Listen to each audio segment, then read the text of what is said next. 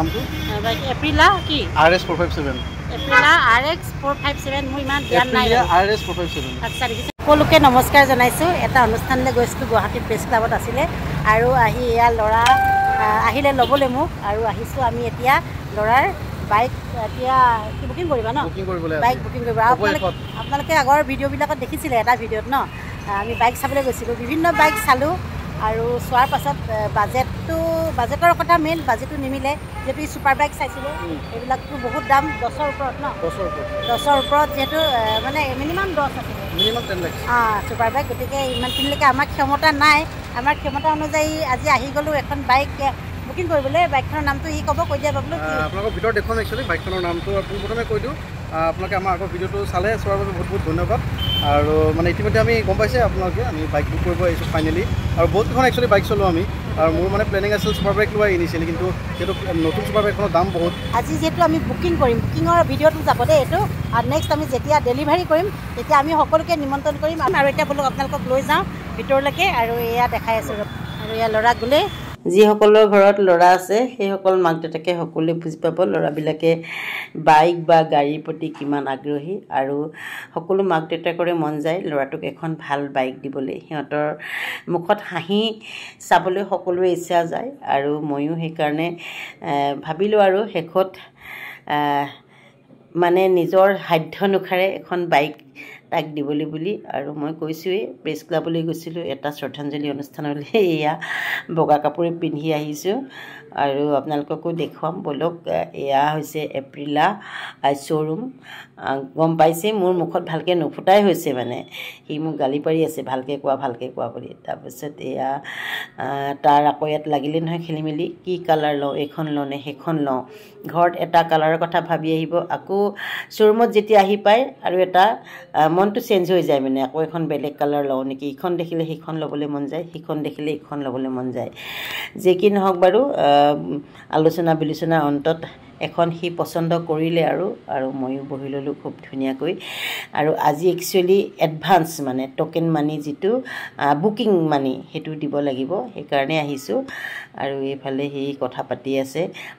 এইখনো খুব ধুনীয়া লাগিছে বোলে এখন অলপ পাৰ্পল কালাৰ হয় ব্লেক আছে হোৱাইট আছে পাৰ্পল শ্বেডত আছে মানে সি কোনখন নলওঁ বুলি কৈছে এয়া দেখিছেনে এপ্ৰিলিয়া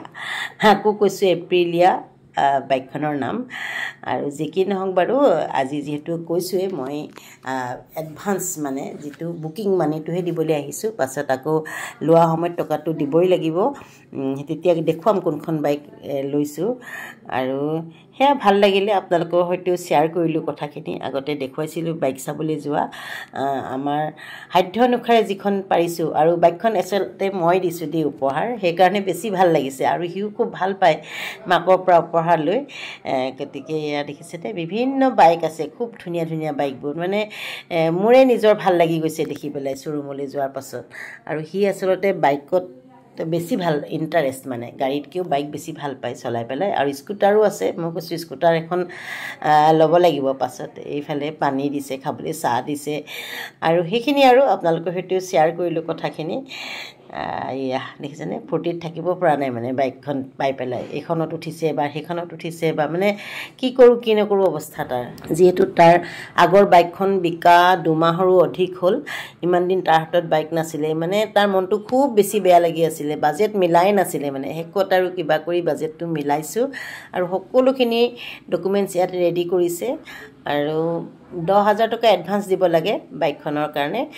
বুকিং এডভান্স দেই সেইটো বুকিং এমাউণ্ট তাৰপাছত বাকীখিনি দিব লাগিব তেনেকৈ সকলো ৰেডি হৈ গ'ল এয়া কাগজ পত্ৰ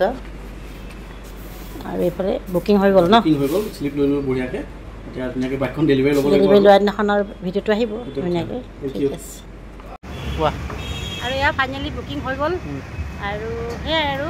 ভাল লাগিছেনে মনটো ভাল লাগিছে বাইকখন নামটো বাইক এপ্ৰিলা কি RS 457 এপ্ৰিলা RX 457 মোৰ ইমান ধ্যান নাই RS 457 আচ্ছা দেখিছেনে ৰাইজ Aprilia RX 457 RS S for Aprilia RS 457 আৰু মানে বয়স হৈছে যে মুখত নাহিছে দেই এইখন বুকিং হৈ গ'ল আৰু এনে লগ পাম বুকিঙৰ দিনা আপোনালোকক জনাম বুকিঙৰ দিনা নহয় ডেলিভাৰী দিনা সৰি ডেলিভাৰী দিনা বাই বাই এয়া 3 দিনৰ পাছত আকৌ আহিলোঁ শ্ব'ৰুমলৈ। তেখেতলোকে জনাইছে যে বাইক আহি পাইছেহি মানে বোলে এখন বাইক আছিলে, যোনজন কাষ্টমাৰে ল'ম বুলি কৈছিলে তেখেতৰ বোলে লোনটো হোৱা নাই, গতিকে আমাৰ ভাগ্যত মিলিছে আৰু খুব সোনকালে, নহ'লে 15 দিনমান লাগে বুলি কৈছিলে। আৰু এয়া চেক এডভান্স দিবই লাগিব, চেকখন কালেকশ্যন হৈ আহোঁতেও 3-4 দিনমান লাগে, তাৰপাছতে আমাক বাইক দিব। আৰু কৈছে যিহেতু ল'ৰাক বাইকখন মই উপহাৰ দিছোঁ, গতিকে 2খন চেক লিখি দিছোঁ আৰু দেই।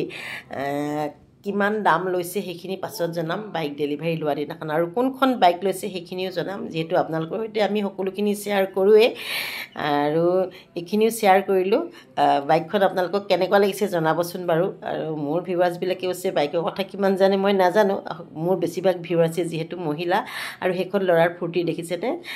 মানে কোনখন নলওঁ, এবাৰ যদি কয় বগাখন ল'ম, এবাৰ কয় ক'লাখন ল'ম, মানে উপায় নাই। তেনেহ'লে আজি ভিডিঅ'টো ইমানতে সামৰণি মাৰিছোঁ। নতুন এটা ভিডিঅ'ত পুনৰ লগ পাইছোঁ। বাই বাই, ধন্যবাদ।